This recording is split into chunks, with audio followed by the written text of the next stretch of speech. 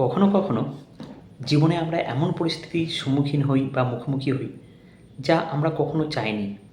স্বপ্ন ভেঙে চুরমার হয়, আকাঙ্ক্ষাও বিপর্যস্ত হয়, আর জীবন যেন এক অদৃশ্য শক্তির সঙ্গে আমাদের বিরুদ্ধে লড়াইয়ে নামিয়ে দেয়। সেই অন্ধকার মুহূর্তে মনে হয়, এ কী অন্যায় শাস্তি, আমার কি দোষ ছিল, কেন আমাকে এই অবাঞ্ছিত বোঝা বলতে হয়েছে। চারপাশের মানুষ হয়তো হাসে, কটাক্ষ করে, বিদ্রূপ করে, বা দূর থেকে বিচারের আঙুল তুলে ধরে। তখন মনের নির্জনে একটাই প্রশ্ন বারবার ঘুরপাক খায়, কেন আমি, হোয়াই হোয়াই মি, আমার কি অপরাধ। যদি আপনার হৃদয়েও কখনো এই প্রশ্নের বেদনায় কেঁপে ওঠে, আপনারও ঠিক একই রকম অনুভূতি হয়, তবে এই গল্প একদম আপনার জন্য। হ্যাঁ, ঠিকই আপনার জন্য। এই গল্প মহাভারতের অর্জুন থেকে উৎসারিত, যা আধুনিক জীবনের সংগ্রামের সঙ্গে মিলিয়ে দেবে আপনার মনে নতুন আশা ও শক্তি। চলুন এই যাত্রায় ডুব দেওয়া যাক। অর্জুনের গল্প থেকে শিক্ষা নিয়ে আমরা দেখব কিভাবে আজকের কর্পোরেট ওয়ার্কিং প্রফেশনালরা তাদের অদৃশ্য যুদ্ধে জয় হতে পারেন। মহাভারত শুধু একটা মহাকাব্য নয়, এটা আমাদের জীবনের গ্রেটেস্ট ম্যানেজমেন্ট বুক, আমাদের কর্পোরেট ওয়ারফিল্ডের ট্রেনিং ম্যানুয়াল। হ্যাঁ, ট্রেনিং ম্যানুয়াল। এক প্রতারণাপূর্ণ পাশার খেলায় রাজ্য হারিয়ে পাণ্ডবরা নির্বাসনে গেল 13 বছরের জন্য। কিন্তু ঠিক তখনই শুরু হলো অর্জুনের বিগেস্ট ট্রান্সফরমেশনের জার্নি। শ্রীকৃষ্ণ বললেন, যদি জিততে চাও তবে শুধু শক্তি নয়, ডিভাইন স্কিল অর্জন করো। অর্জুনও রওনা দিলেন স্বর্গের পথে, সেই ডিভাইন স্কিলের সন্ধানে। পৌঁছালেন অমরাবতীতে, দেবরাজ ইন্দ্রের নগরীতে, যেখানে তিনি তার পিতা ইন্দ্রের কাছে কঠোর প্রশিক্ষণ নিলেন।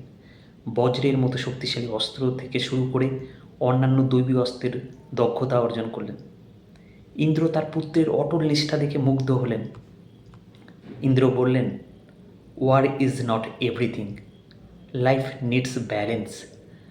তাই তিনি অর্জুনকে পাঠালেন চিত্রসেন গন্ধর্বের কাছে। সেখানে অর্জুন শিখলেন সঙ্গীত, নৃত্য, রাগ রাগিনী আর রিদমের জাদু। কারণ একজন সত্যিকারের ওয়ারিয়র শুধু যোদ্ধা নয়, তিনি একই সাথে একজন আর্টিস্ট অফ লাইফ। অর্জুনের শারীরিক গঠন ছিল অপূর্ব, পেশিবহুল বাহু, প্রশস্ত কাঁধ আর অদম্য শক্তির দেহ। তিনি ছিলেন এমন এক যোদ্ধা যিনি দুই হাত দিয়েই একসাথে তীর ছুঁড়তে পারতেন। বাঁ হাত থেকেও ডান হাত থেকেও এক ঝলকে অসংখ্য তীর ছুঁড়তে পারতেন। এই জন্যই বাংলায় তাকে বলা হতো সব্যসাচী। তার এই অসাধারণ দক্ষতা স্বর্গের দেবতাদেরও বিস্মিত ও মুগ্ধ করেছিল। অর্জুনের প্রশিক্ষণের সময় তার অসাধারণ ব্যক্তিত্ব ও দেহসৃষ্ট উর্বশীকে মুগ্ধ করল।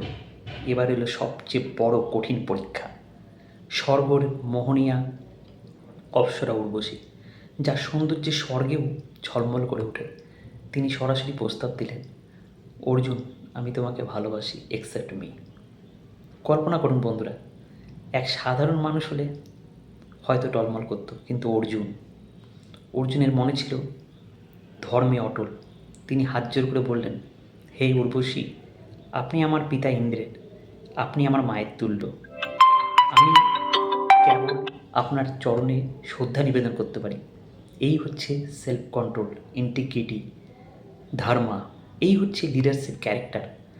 স্বর্গলোক অপ্সরাদের একাধিক বিবাহ, প্রেম কিংবা শারীরিক সম্পর্কে কোনো বাধা ছিল না, কিন্তু উর্বশীর বারবার প্রস্তাব ও অনুরোধ সত্ত্বেও অর্জুন কোনোভাবেই রাজি ছিলেন না।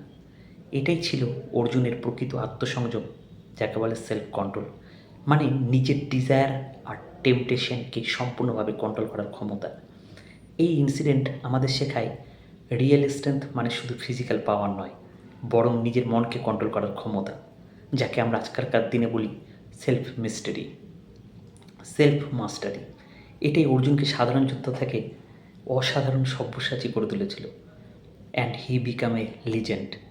বাট অর্জুনের এই প্রত্যাখ্যান গভীরভাবে অপমানিত হয়ে উর্বশী ক্রুদ্ধ কণ্ঠে দিলেন অভিশাপ, 1 বছর তুমি নপুংসক হয়ে জীবনযাপন করবে। কিন্তু অর্জুন এই অভিশাপকেও হাসিমুখে গ্রহণ করলেন।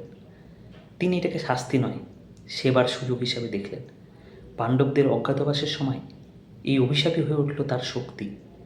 মৎস্য রাজ্য রাজা বিরাটের দরবারে অর্জুন বৃহন্নালা নামে ছদ্মবেশ ধরলেন।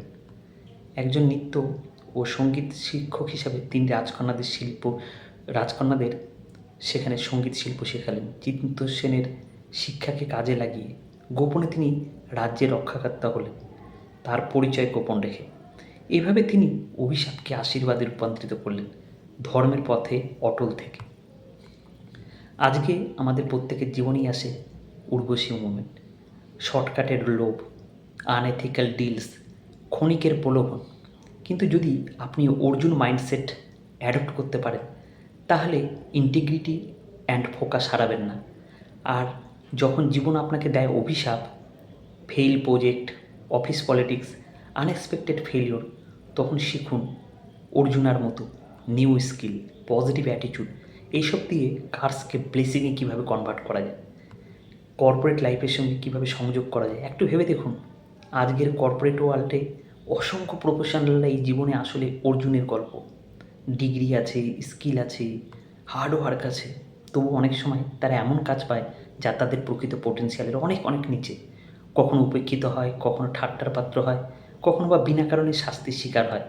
মনে হয় হোয়াই, কেন আমার সাথে, কেন আমার ট্যালেন্ট কেউ দেখছে না, আমি কেন এমন কাজে আটকে আছি যা আমার আসল ক্ষমতাকে তুলে ধরে না। এটাই আপনার অর্জুনা মোমেন্ট। প্রশ্ন হলো, আপনি কি ভেঙে পড়বেন নাকি উঠে দাঁড়াবেন?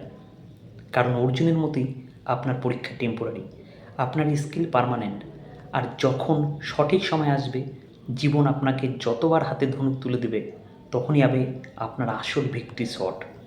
জীবন সবসময় আরাম দেয় না, কখনো দেয় কষ্ট, কখনো দেয় এমন কাজ যা তোমার যোগ্যতার নিচে মনে হয়, কখনো একবারে অকারণে তোমাকে পরীক্ষা করে। কিন্তু মনে রেখো এই সত্য, প্রতিটি অপমান তোমাকে আরও আরও ধারালো করছে, প্রতিটি প্রত্যাখ্যান তোমাকে প্রশিক্ষণ দিচ্ছে, প্রতিটি অন্যায় মুহূর্ত তোমাকে প্রস্তুত করছে। অর্জুন মহান হয়নি কারণ তার জীবনটা খুব সহজ ছিল, সে মহান হয়েছে কারণ তার জীবনটা ছিল কঠিন। আর তুমিও তেমনই হবে। আর যদি তুমি নিঃশব্দে বসে থাকো, উপেক্ষিত হও, অচেনা, অপ্রশংসিত, মন খারাপ করো না। এটা তোমার গল্পের সমাপ্তি নয়, এটা সেই ফার্নেস থেকে আয়রন বিকামে স্টিল। এটা সেই আগুন যা তোমাকে আনস্টপেবল করে তুলবে। তাই যখন আবার জীবনে তোমাকে এক অন্যায় যুদ্ধে ফেলে দিবে, সেই সময় প্রশ্ন করো না হোয়াই মি, বরং প্রশ্ন করো জীবন আমাকে কোনো বড় যুদ্ধের জন্য প্রস্তুত করছে। কারণ একদিন তোমার কুরুক্ষেত্র আসবেই, আর তখন পৃথিবী শুধু তোমার প্রতিভা দেখবে না, দেখবে তুমি কেমন এক অদম্য ওয়ারিয়র হয়ে উঠেছ। মনে রেখো, আজকের সংগ্রাম তোমার শাস্তি নয়, এটাই তোমার প্রস্তুতি।